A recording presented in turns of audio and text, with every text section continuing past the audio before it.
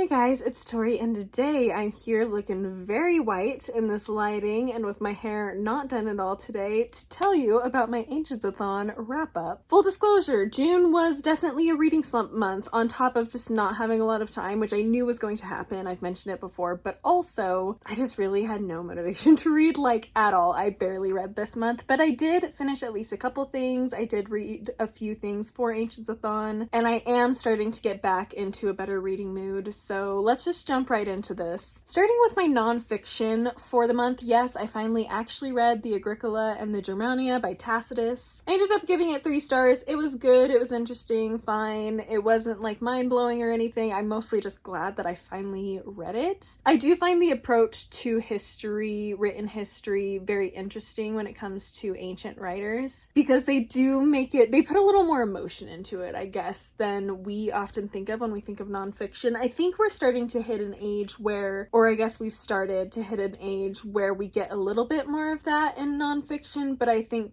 we still focus a lot on just the facts and getting those facts out there. But I do like reading something where I know there's a little more emotion behind it. Obviously, so the Agricola is actually about Tacitus's father-in-law, who he really looked up to, so there is just a lot more emotional investment in that. But even with the Germania, there's a little bit more, I guess you could say it kind of feels more like someone who's giving facts. I don't know how much of it is factual, but giving some semblance of facts while also giving his opinion, and just a little more of a conversation feel to it. And so I do really appreciate that. Like I said, this didn't blow my mind. It wasn't like super interesting. In fact, since I was in a bit of a reading slump, there was a bit of a slog feeling getting through this, but knowing that I was in a slump, I did appreciate the approach in here, and I found it interesting enough, and mostly, like I said, I'm just glad I finally got to it. Then I ended up reading just a couple of poems, or I guess they might have been fragments, by Li Bei, who was a Chinese poet in, I believe, the 700s, but I could be wrong about that. But I think, if I'm recalling correctly, that's when he was around. I read Goodfellowship and The Green River, or The Green Water, I think was what the other one was called. Both were very pretty. I have mentioned before, I'm not a huge poetry person. I want to be more of a poetry person, but I'm just not. However, there are some poets that do speak to me more than others, and I actually found the poetry by Li Bei. Obviously, it was translated. I just read it off of Poetry Foundation, but either way, I did enjoy the experience of reading those 2 poems. Between the 2, I would say Goodfellowship was my favorite. It was a more thought-provoking poem, just very much discussing nature, but symbolic of fellowship, and also I think it discussed a little bit about time. It was just a very interesting poem to ponder, whereas The Green Water was maybe a little less thought-provoking for me personally, at least. But I'm really glad I found this poet. I really would like to read more ancient Chinese poetry, because I have a feeling, based on my experience with Li Bei, that it may be the type of poetry that does speak to me personally. So we'll see what happens in the future with that. But I did get to read that, and that was very exciting, very nice to branch outside of Europe for Ancientsathon this year a little bit. And the final thing I read for Ancientsathon, I actually just read today. It is currently the 29th of June, and earlier today I had the day off, and so earlier today I listened through all of Pericles by William Shakespeare out of my complete works. I listened to it on LibriVox and then followed along with it. That's what I found works best for me when I'm reading Shakespeare, is to listen to it so I hear the inflections of the voice but also follow along, because it's easier to keep track of characters that way and who's who. So anyway, the combination is the best way to do it if I'm not physically watching it. But anyway, I really liked this play. I was actually surprised. I gave it 4 stars on Goodreads and Storygraph, both. In some ways it feels a little bit like a cliche story, basic story, but for some reason there was something about the language used in it that did speak to me very well. The discussion of family was also a little bit different for me when thinking about other Shakespeare plays. Just the way it was done in this play was very interesting, and I feel like I need to think a lot more about it. I would love to see a stage production of this, partly because I have found, at least I saw The Tempest, and I really liked the shipwreck aspect of that shown on stage, and so I feel like I would really like Pericles shown on stage, but I don't know, maybe I wouldn't. I would also love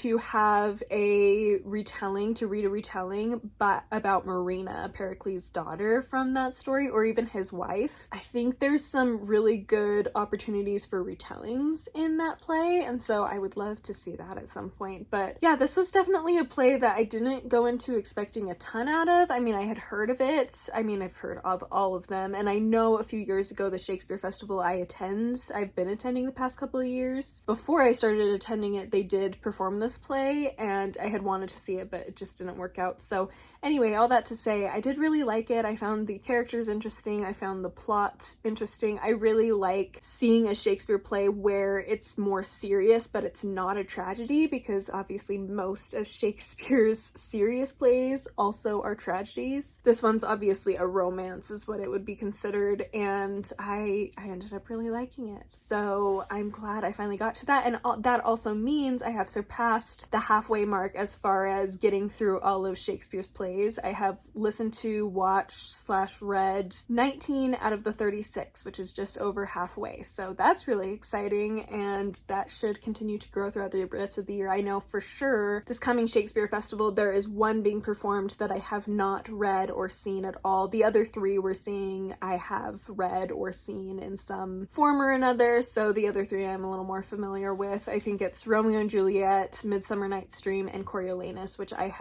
guess I've just read all of those. I have seen film adaptations of Romeo and Juliet, and then the other 2 I've just read myself. But the one I haven't seen or read or anything is Timon of Athens, which I know is a less popular one by Shakespeare, but I want to get through all of them, so I'm sure it will be great. Anyway, so that is it for Ancientsathon. The only other thing I completed, I actually did finish in one day, and it was for my podcast, so this is a little hint to that, but I did want to talk about it because I had some good feelings about it. It's the number one thing I read this month. I did just discuss them in order from my least favorite to my favorite, and the very favorite that I got through this month was The Hunger Games by Suzanne Collins. I have read this before, don't worry, but like I said, we're planning to do it for our podcast, and one day I was like, I had the day off, and I was like, you know what, I'm gonna start Hunger Games, because it's been years and years since I read Hunger Games. It's probably been since 6th grade, which would be 15 years ago, maybe-ish. Anyway, so a very long time ago, and yeah, that's when I last read it, and I haven't reread it since. I've actually reread Catching Fire a couple of times, but the first Hunger Games, I am pretty sure it was just the first time I read it. I might have reread it one other time, actually,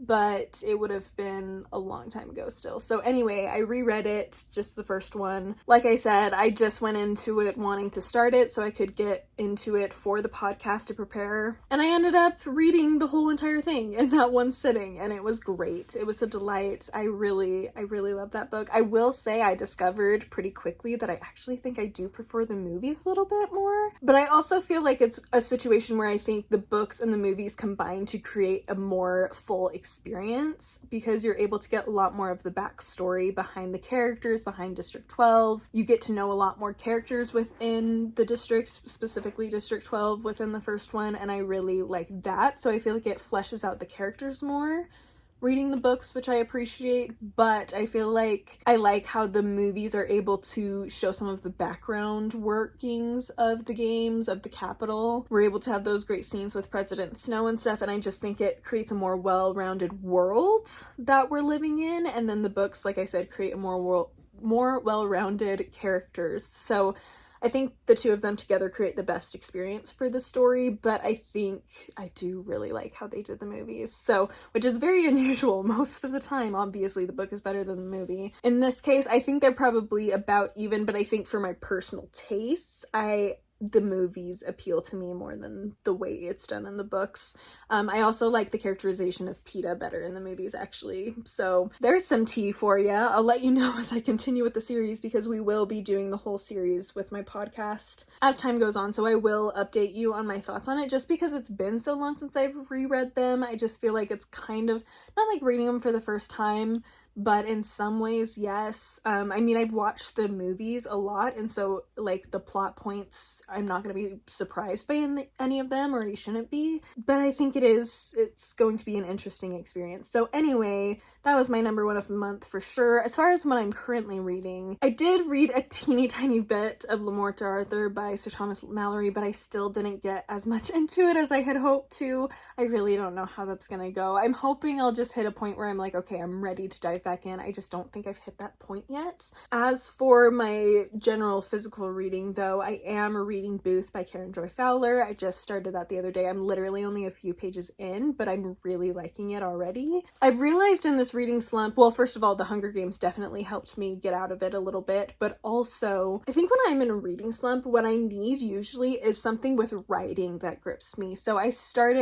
did have 2 things I actually DNF'd this month that I'll mention really quick. All right, I moved you a little bit because I felt like I was super low down in the screen this whole time, so I apologize for that. But anyway, the 2 I DNF'd, and this will kind of get me into a little bit of a chat on how I'm feeling about my reading slumps. But the first one was Fools and Mortals by Bernard Cornwell. I read literally 10 pages of this and then stopped. And this is definitely a case where I think if I was in the right mood, I would enjoy it. More specifically, I think it's the type of book that if I was in a reading mood, I wouldn't love it, but I would be able to get through it and be okay with it. But since I was entering a reading slump when I tried to start this, it just was not working and I ended up DNFing it. And then the more I thought about it, the more I was like, you know what?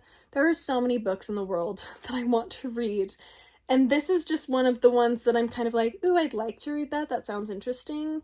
But with how little time we have to read what we want to read, I just don't want to waste my time with it. So I decided actually to unhaul it. Perhaps someday if I'm more into a historical fiction Shakespeare type mood, I'll give it another try. But I already feel like with Bernard Cornwell, he's the type of author that I'll read when I'm in a certain mood, but I don't love his writing style. It was actually a little bit better in this than it has been in some of the others, and I think it's because our main character is a more intelligent person, and so he's going to have a vocabulary that works more for me. But Bernard Cornwell just is not my favorite author. He's not one that I hate. He's just one of those authors that I'm like okay with, and like I know that I'll have an interesting romp with him and it will be fun to just enter the medieval world or whatever. I feel like that's what he does for me, is brings me into the medieval world in a way that I enjoy, but I just don't think he'll ever be a favorite. Like the Last Kingdom series, I don't know if I'll ever continue with it. I've thought about it and part of me wants to, but there's also part of me, again, that's like, there's so many books I want to read and I'm just not overly interested in Bernard Cornwell's stuff. I will read The Winter's King, which is a King Arthur retelling by him at some point, and I'm sure I'll read more by him because I don't hate him. It's just he's never going to be a favorite. Like the most his books are probably ever going to get from me are like 4 stars, I mean. So anyway, yeah, I decided to get rid of this. Then I tried to read Phaedra by Laura Shepperson, and this is a case where I just didn't like it. Unfortunately, I got like 40 pages into this one, and it was very much the, oh, men are bad and all men want to do is rape women and have sex with them and then toss them aside. Like that's all they care about. And I hate that so much. It's just obnoxious and just feels very childish. And I don't know, maybe the rest of the book makes it more of a nuanced conversation, but just the way it started, I was like, I don't think it's going to. I think it's very much like all these rich, wealthy men just want to assault women or just have sex with women and then toss them aside, even if it's consensual, and that's just not true, and it's just annoying to read about. And I feel like this is the kind of book where if I had read it several years ago before I had a lot of experience with this topic, it would have spoken to me on some level, it would have had an impact, and I think there's other people who maybe haven't worked with this topic of sexual assaults and abuse and power dynamics within those issues, particularly with the patriarchy and stuff like that. I think if you haven't explored that as much as I have, this would be an eye-opening book and probably very interesting for a lot of people, but it just wasn't for me. There was also just lines that made me cringe because of that were in association with that idea. It was also weird reading this because in some moments it felt like it was trying to take a path where it's not, like the mythology of the story isn't really real. It's just all based on faith or religion, which, I mean,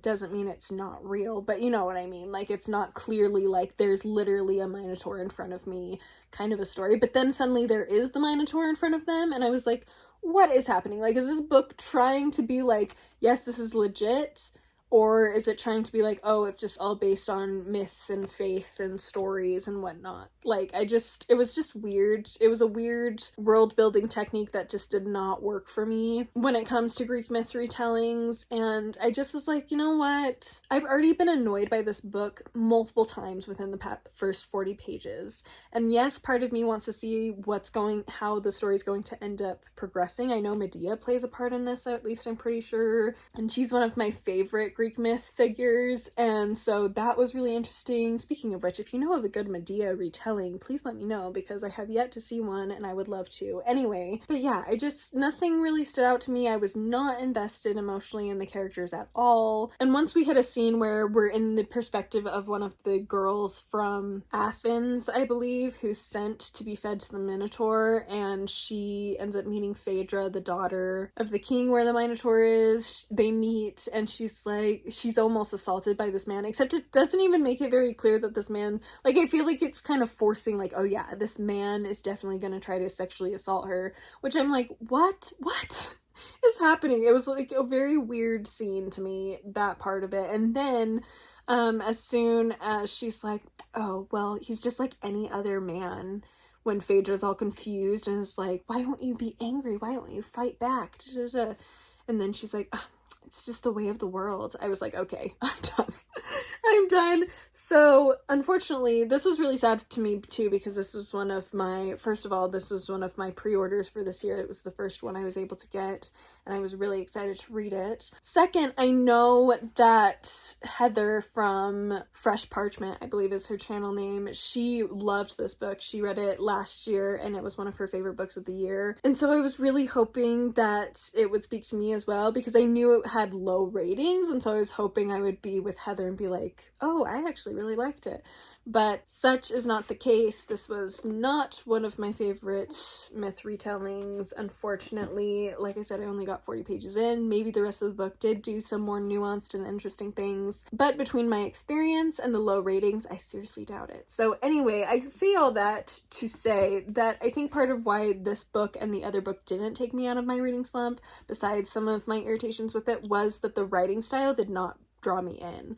And so Booth, which is a much a slower story, here's the dust jacket for it, it's a slower burn story, but the writing is such that I really like it and feel drawn in, and so it's easy for me to get through it even if it's a slow burn story, because I like the experience of reading the words. So hopefully that means Booth will get me more fully out of the slump and I'll be able to enjoy my reading month in July. I also feel like I've started to get my schedule a little bit more solidified as far as dealing with both the podcast and the channel and my full-time job outside of my home, as well as reading and doing other things to kind of relax. Like, I feel like I'm finally getting to a point where I can organize myself, where I definitely can't read as much as I used to, especially towards the beginning of this year, but I can probably get myself to read a lot more than I did this month and still enjoy that. So hopefully that will be the case. We'll find out at the end of July, but thank you so much for watching this. If you participated in Ancientsathon, let me know what you read, especially what your favorite thing you read was. I would love to know. If you've read anything I've mentioned, please let me know in the comments your thoughts on them, as I would love to know that as well. I hope July has started off with some great books for you, or at least a great book if you're in the middle of one or just finished one. Thank you again for watching, and I will see you next time. Bye!